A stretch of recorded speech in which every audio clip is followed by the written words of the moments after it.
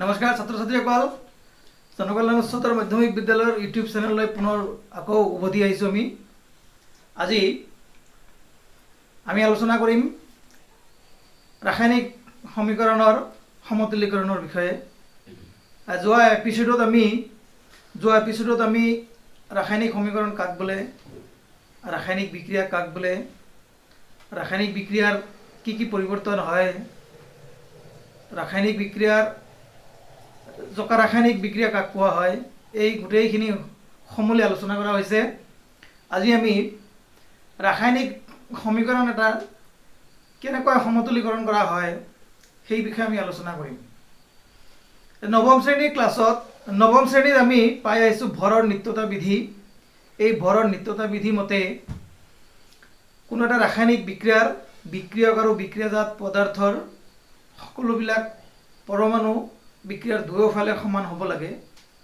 সেইমতে আমি আগত যিটো জকা ৰাসায়নিক বিক্ৰিয়া দেখিছিলোঁ পাইছিলোঁ আমি যোৱাকালি, সেই জকা ৰাসায়নিক বিক্ৰিয়াত দুয়োফালে মৌলবিলাকৰ পৰমাণু সমান হোৱা নাছিল বা সমানকৈ থকা নাছিল। সেইটোক আজি আমি সমতুলীকৰণ কৰিবলৈ চেষ্টা কৰিম। ছাত্ৰ ছাত্ৰীসকল, আমি যোৱাকালি যিটো বিক্ৰিয়া লৈছিলোঁ পোনপ্ৰথমে সেইটো আছিল মেগনেছিয়াম আৰু অক্সিজেনৰ বিক্ৰিয়াটো আছিল এনেকুৱা, উৎপন্ন হৈছিল মেগনেছিয়াম অক্সাইড। এই বিক্ৰিয়াটোত দেখা গৈছে বিক্ৰিয়ক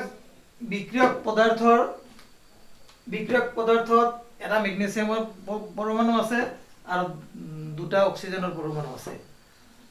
কিন্তু বিক্ৰিয়াজাত পদাৰ্থত কি হৈছে, এটা মেগনেছিয়ামৰ পৰমাণু আৰু এটা অক্সিজেনৰ পৰমাণু উৎপন্ন হৈছে। সেই হিচাপে সংখ্যা হিচাপে যদি দেখিবলৈ পাওঁ, কাৰ চিনডালৰ দুইফালে সকলোবিলাক মৌল পৰমাণু সমান হৈ থকা নাই। গতিকে এই বিক্ৰিয়াটো আমাৰ বৰ্তমান সন্তুলিত হৈ থকা নাই, অৰ্থাৎ দুইফালে পাৰমাণৱিক সংখ্যাবিলাক সমান হৈ থকা নাই। তো আৰু এটা বিক্ৰিয়া আছিল আমাৰ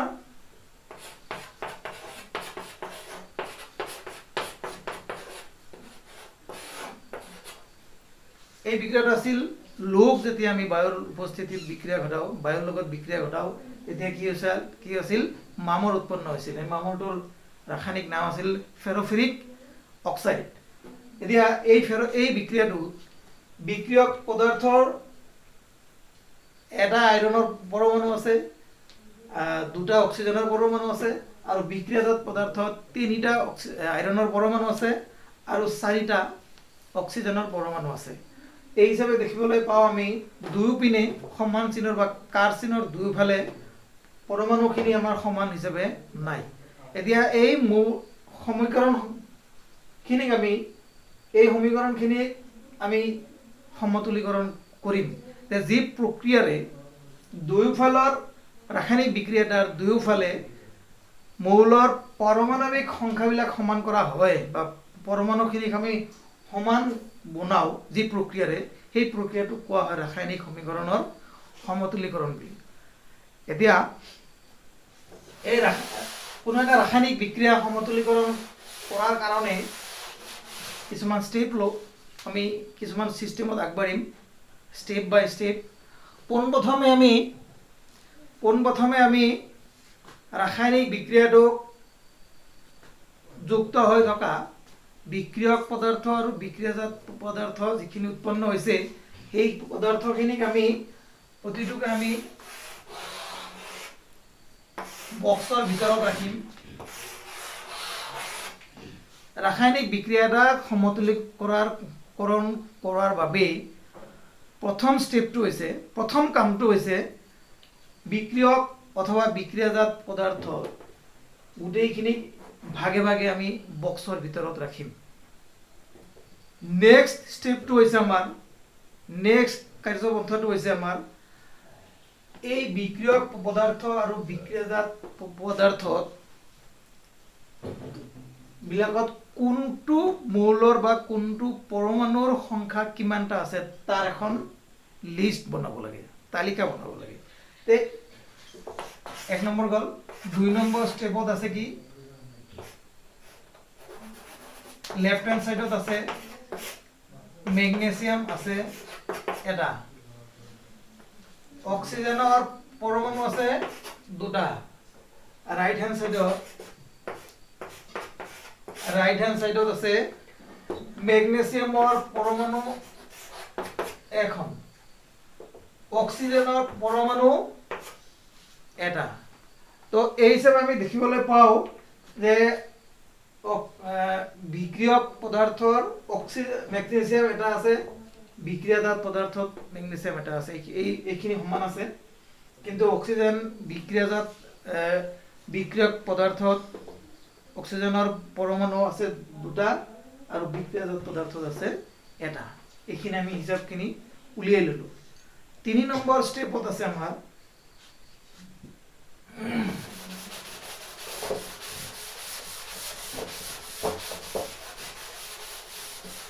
তৃতীয় পৰ্যায়ত আমি কি কৰিব লাগিব, এই বিক্ৰিয়াটো কোনটো মৌলক সংখ্যা আটাইতকৈ বেছি আছে তাক আমি উলিয়াব লাগিব। তাক উলিওৱাৰ ক্ষেত্ৰত আমি দেখিবলৈ পাওঁ যে মেগনেসিয়াম অক্সিজেন, ইফালে মেগনেসিয়াম অক্সিজেন আছে। এই মৌলকেইটাত বা এই যৌগকেইটাত এই বিক্রিয়ক বা বিক্রিয়াজাত পদাৰ্থত কোনটো মৌলৰ সংখ্যা আটাইতকৈ বেছি আছে। ইয়াত আমি দেখিবলৈ পাইছো যে বিক্ৰিয়ক পদাৰ্থৰ ভিতৰত অক্সিজেনৰ পৰমাণুৰ সংখ্যা আটাইতকৈ বেছি আছে, সৰ্বোচ্চ সংখ্যা 2। গতিকে এই বিক্ৰিয়ক পদাৰ্থটোৰ পৰমাণুৰ সংখ্যা আমি বিক্ৰিয়াজাত পদাৰ্থটো আমি সমান কৰিম। ইয়াৰ কাৰণে স্টেপ আছে, কিছুমান নিয়ম আছে। নিয়মখিনি হৈছে পোনপ্ৰথমে আমি বক্সৰ ভিতৰত হাত দিব নোৱাৰি। নাম্বাৰ 1 কথা, যদি কিবা নম্বৰৰ সলনি কৰিব লগা হয় তেনেহলে বক্সৰ বাওঁফালে সংখ্যা লিখিব লাগিব। এই সংখ্যাটো আৰু বাওঁফালে দিবলগীয়া সংখ্যাটো সদায় পূৰণ হয়, যোগ নহয়, বিয়োগ নহয়, মাত্ৰ পূৰণ হয়। সাপোজ আমি ইয়াত যদি 2 দিওঁ, 2টো মেগনেসিয়ামৰ সংখ্যাৰ লগত পূৰণ হ'ব, অৰ্থাৎ মেগনেসিয়ামৰ সংখ্যা 1 আছে, এইটো 2 দিলো আমি, 2 একে 2। ঠিক অক্সিজেনৰ সংখ্যা পৰমাণুৰ সংখ্যাৰ লগত এই 2টো পূৰণ হ'ব। তেনেহলে এইফালে বিক্ৰিয়াজাত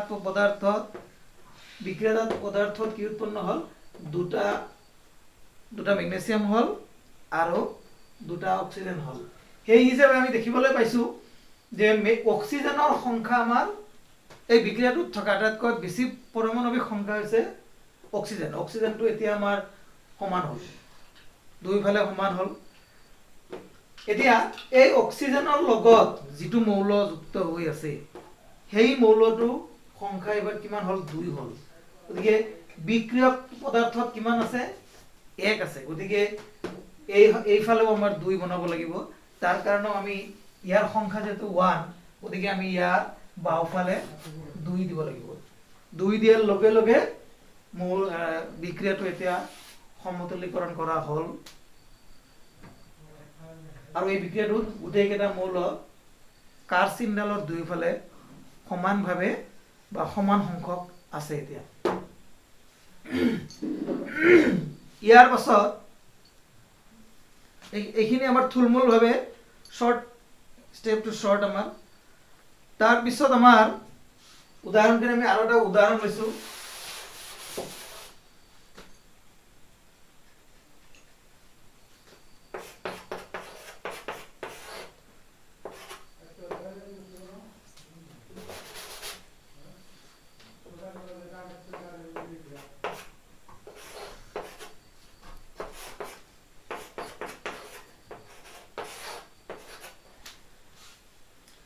ফেৰোফেৰিক অক্সাইড উৎপন্ন হৈছে।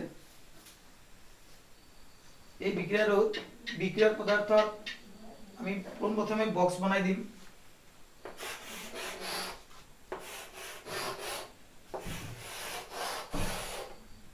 এই বক্সৰ ভিতৰত আমি এই কাৰণে হাত দিব নোৱাৰি, কাৰণ এই বক্সৰ ভিতৰত হাত দিলে মৌলটোৰ যৌগটোৰ সংকেত সলনি হয়। গতিকে সংকেত সলনি কৰাৰ ক্ষমতা আমাৰ নাই।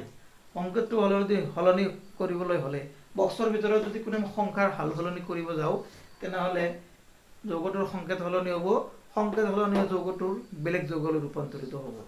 এই যৌগটো আৰু সেই যৌগ হৈ নাথাকে।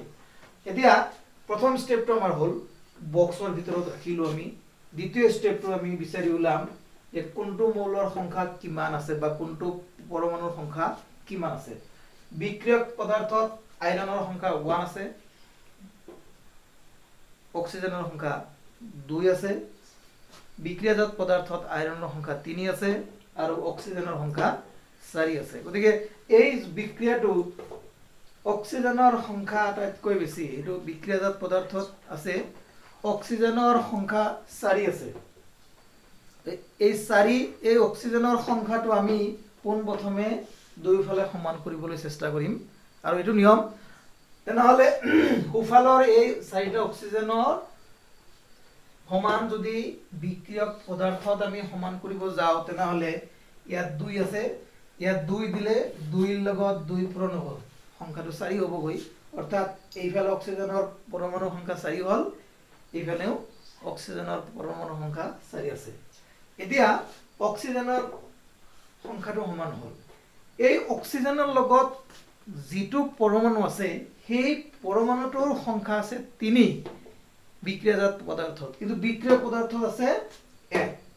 গতিকে এই বিক্ৰিয়া পদাৰ্থটোক আমি 3টালৈ ৰূপান্তৰিত কৰিব লাগিব। তাৰ কাৰণে আমি এই বিক্ৰিয়ক পদাৰ্থৰ আইৰণৰ বাওঁফালে 3 লিখিব লাগিব। এই 3 পূৰণ আইৰণৰ সংখ্যা 1, গতিকে 3 হ'ব। এতিয়া মোটামুটিভাৱে আমাৰ এই বিক্ৰিয়াটো সমতুলীকৰণ কৰা হ'ল। তাৰপিছত আমি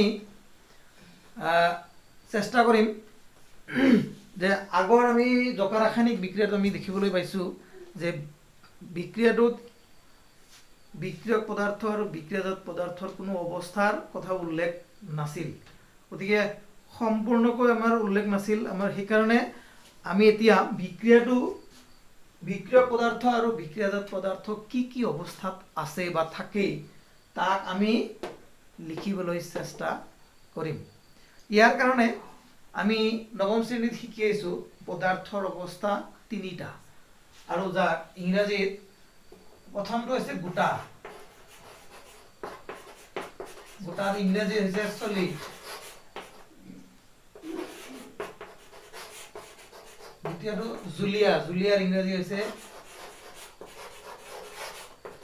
লিকুইড, তাৰপিছত আছে গেছীয়, গেছীয়ৰ অৰ্থ হৈছে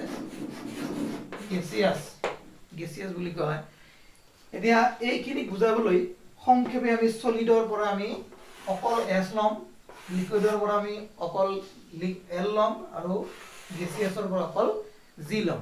আৰু এই সংখ্যাখিনিক আমি ঠাই বচাবলৈ সৰু হাতৰ লিখিম বা স্মল লেটাৰত লিখিম। বিক্ৰিয়াৰ যিটো অৱস্থা, যিটো যৌগ উৎপন্ন হৈছে বা যিটো বিক্ৰিয়ক পদাৰ্থ বা বিক্ৰিয়াজাত পদাৰ্থ, সেই বিক্ৰিয়ক বা বিক্ৰিয়াজাত পদাৰ্থৰ সোঁফালে ব্ৰেকেটত প্ৰথম বন্ধনীৰ ভিতৰত সৰু হাতৰ এই আখৰবোৰ সৰু হাতৰ লিখিলে আমি এই বিক্ৰিয়ক বা সেই পদাৰ্থটোৰ অৱস্থা আমি বুজি পাম। তেনেহ'লে আমি চেষ্টা কৰিম এই বিক্ৰিয়াটো কি আছিল।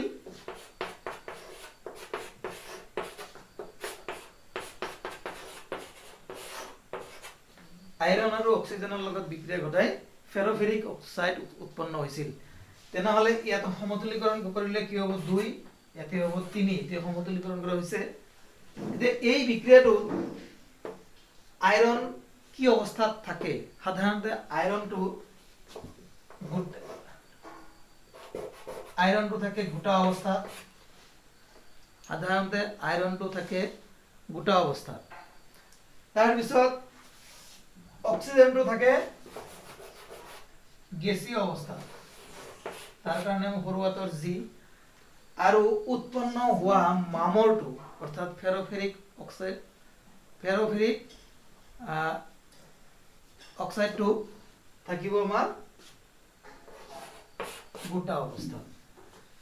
এতিয়া থুলমূলকৈ আমি সংক্ষিপ্ত ৰূপত এই বিক্ৰিয়াটো এই ৰাসায়নিক বিক্ৰিয়াটো বিক্ৰিয়ক পদাৰ্থ আৰু বিক্ৰিয়াজাত পদাৰ্থ কি কি অৱস্থাত আছে বা উৎপন্ন হোৱা পদাৰ্থটো কি অৱস্থাত আছে সেইটো আমি নিশ্চয় গম পালোঁ। এতিয়া ৰাসায়নিক বিক্ৰিয়াত আৰু কিছুমান শৰ্ত থাকে। কোনো এটা বিক্ৰিয়া কেতিয়াবা কি হয়, তাপৰ প্ৰয়োজন হয়, কেতিয়াবা তাপ দিব লগা হয়, কেতিয়াবা তাপ উৎপন্ন হয়, কেতিয়াবা বিক্ৰিয়াটো সম্পন্ন হ'বলৈ কেতিয়াবা অনুঘটকৰ প্ৰয়োজন হয়, নতুবা কিছুমান ৰাসায়নিক বিক্ৰিয়া অনুষ্ঠিত কৰিবলৈ হ'লে বা ঘটাবলৈ হ'লে বিশেষ ধৰণৰ এটা উপযুক্ত পৰিৱেশৰ প্ৰয়োজন হয়। এতিয়া যেনেকুৱা প্ৰতিস্থাপন বিক্ৰিয়া সূৰ্যৰ পোহৰৰ উপস্থিতিত সম্পন্ন হয়। তো এই বিক্ৰিয়াখিনি আমি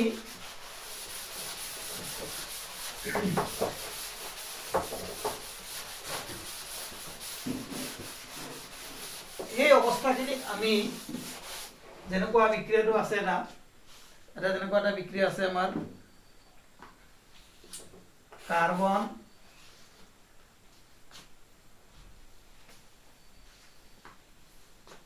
কাৰ্বন মনক্সাইড আৰু হাইড্ৰোজেন গেছৰ লগত বিক্ৰিয়া ঘটালে উৎপন্ন হয় মিথানল উৎপন্ন হয়।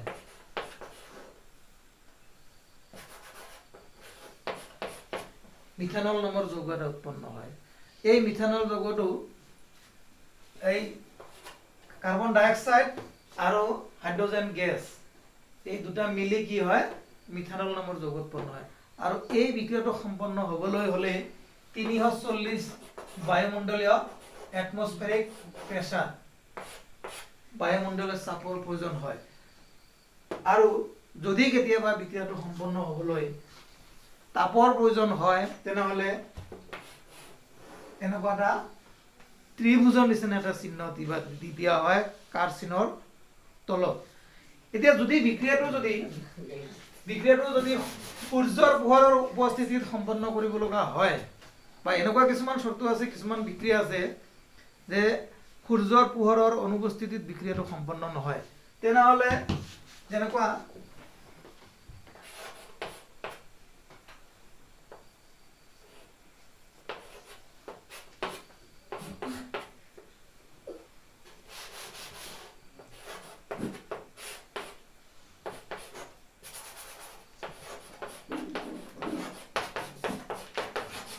এইটো এটা বিক্ৰিয়া হয়।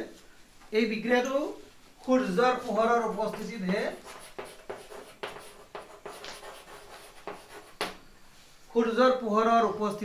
সম্পন্ন হয়। এই বিক্ৰিয়াটোত কি হৈছে, মিথেন গেছটো ক্লৰিন গেছৰ লগত সূৰ্যৰ পোহৰৰ উপস্থিতিত বিক্ৰিয়া কৰি মিথাইল ক্লৰাইড আৰু হাইড্ৰক্লৰিক এচিড উৎপন্ন কৰে। তাৰপিছত কিছুমান বিক্ৰিয়া আছে অন্য এটা ধাতু বা অন্য এটা পদাৰ্থ বা অন্য এটা যৌগৰ উপস্থিতিতহে বিক্ৰিয়াটো সম্পন্ন হয়, তেনে সেইবিলাকক কোৱা হয়। কিন্তু সেই পদাৰ্থটো বিক্ৰিয়াটোত কোনো ভাগ নলয়, মাত্ৰ বিক্ৰিয়াটো তাৰ উপস্থিতিতহে সম্পন্ন হয়। যেনেকুৱা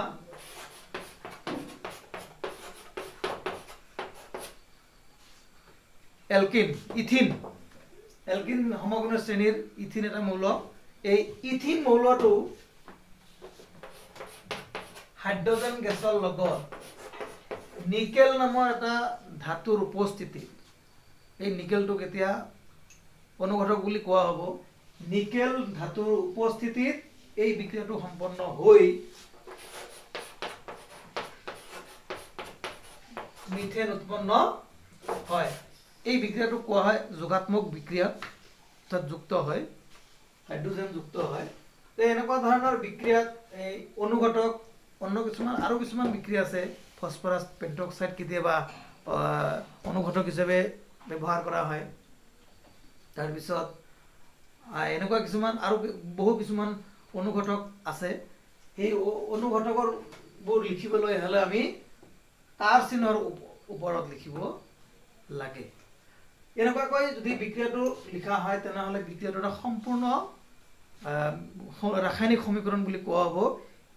তেতিয়া কি কোৱা হ'ব, সন্তুলিত সম্পূৰ্ণ ৰাসায়নিক বিক্ৰিয়া বুলি। এতিয়া যি প্ৰক্ৰিয়াৰে ৰাসায়নিক বিক্ৰিয়াদাৰ বিক্ৰিয়ক পদাৰ্থ আৰু বিক্ৰিয়াজাত পদাৰ্থৰ দুপিনে পৰমাণুবিলাকৰ সংখ্যা সমান কৰা হয়, এই প্ৰক্ৰিয়াটোক কোৱা হয় ৰাসায়নিক বিক্ৰিয়াৰ সমতুলীকৰণ প্ৰক্ৰিয়া। এতিয়া এই সমতুলীকৰণ প্ৰক্ৰিয়াৰ 4-5টা ষ্টেপ আছে, এইখিনি আমি থুলমূলকৈ আলোচনা কৰিলোঁ। ইয়াৰ পাছত আমি আলোচনা কৰিম ৰাসায়নিক বিক্ৰিয়াৰ প্ৰকাৰ, কি কি প্ৰকাৰৰ ৰাসায়নিক বিক্ৰিয়া থাকিব পাৰে বা থাকে। খন্তেক পিছত আমি আকৌ আহিম, ফেচবুক ইউটিউব চেনেললৈ আহিম। বৰ্তমানলৈকে আমি এইখিনিয়ে আলোচনা বিষয়। ছাত্ৰ ছাত্ৰীসকলক মন পুতি শুনাৰ কাৰণে আহ্বান জনাইছোঁ। আৰু যিহেতু লকডাউন চলি আছে, কোভিড-19 ফলত এতিয়া গোটেই বিশ্বব্যাপী এটা মহামাৰী সৃষ্টি হৈ আছে, তাৰ কাৰণে আমাৰ ছাত্ৰ ছাত্ৰীসকল নিশ্চয় এটা সামাজিক দূৰত্ব বজাই ৰাখি নিজকে সুস্থ ৰাখা, ঘৰখনক সুস্থ ৰাখা আৰু সমাজখনক, দেশখনক, জগতখনক সুস্থ ৰাখিবলৈ আহ্বান জনাই আজিৰ পাঠটো ইমানতে সামৰিছোঁ। আমাৰ চেনেলটোক যিজনে দেখিব তেওঁ লাইক, শ্বেয়াৰ আৰু ছাবস্ক্ৰাইব কৰিবলৈ নাপাহৰিব। ধন্যবাদ।